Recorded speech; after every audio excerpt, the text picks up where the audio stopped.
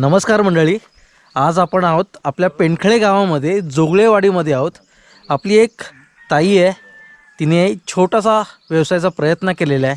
म्हणजे आपण काय करतो, पाऊस चालू झाला तर आपल्या बागेमध्ये आंबा, काजू अशी आपण लागवड करतो, नारळ, सुपारी असं करतो। तर त्या ताईने ना नर्सरी छोटी का ना हो सुरुवात केली आहे ना। सुरुवात करणं गरजेचं आहे, कारण की शून्यातूनच सुरुवात होते आणि स्वर्गापर्यंत ती असते। म्हणून प्रयत्न करत राहा।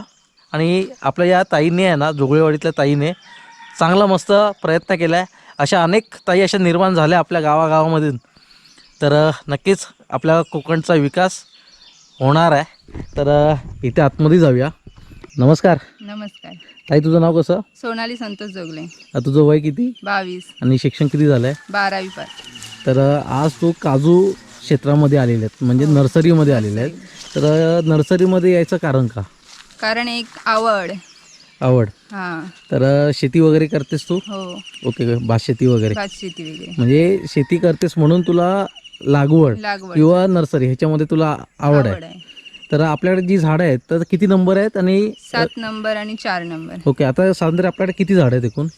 तरी 2,500 3,000 आहेत। 2,500 ते 3,000 आहे। ओके, आता काही मंडळी म्हणजे आता आपलं आहे पेंडखळ्यामध्ये राजापूर, लांजा, ओणी अशा ह्या ठिकाणी पाहिजे असेल किंवा आपल्या ह्या पंचकृषीमध्ये पाहिजे असेल तर त्यांना घरपोच मिळू शकतील? हो, घरपोच मिळू शकतो। ओके, मग त्याचे काय ट्रान्सपोर्टचे वेगळे चार्जेस असतील? हां, चार्जेस। ओके, तर आपल्याकडे किंमत किती आहे? म्हणजे आता 1 वर्षाचं झाड आहे, 4 नंबर आहे, तर त्याची किंमत किती आहे? 120। जसा झाडाची उंची असेल म्हणजे वर्ष तसे पैसे म्हणजे किंमत वाढत जाते। तर आपल्या कोकणातल्या तरुण मुलांना एक सांगतोय, गाव सोडून जाऊ नका। मुंबईला 10-15 हजारामध्ये नोकरी करण्यापेक्षा आहे ना, ताईचं एक उदाहरण घ्या, सुरुवात करा। बघा, अडचणी येणार आहेत, नुकसान होणार आहे, भविष्यामध्ये नुकसान झाल्याशिवाय आपल्याला प्रॉफिट समजणार नाही आहे।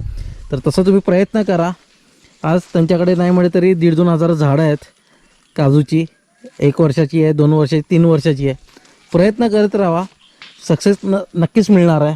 सांगायचं उदाहरण म्हणजे आज ही झाडं आहेत, त्यांनाही जेव्हा आपण रुजवतो नंतर हळूहळू काही वर्षे लागतात आणि नंतर ते फळ आपल्याला देतं।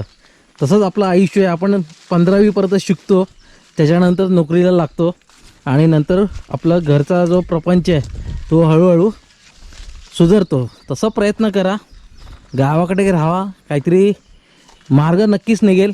आणि तुझ्या प्रयत्नाला एक बिग थम्सअप। नक्कीच तुझा व्यवसाय मोठा झाला पाहिजे। आज तुझ्याकडे 2 झाडं आहे, 2,000 झाडं आहेत, भविष्यामध्ये 2 लाखापर्यंत जाऊ दे हीच देवाकडे प्रार्थना करतो। प्रयत्न सोडू नको।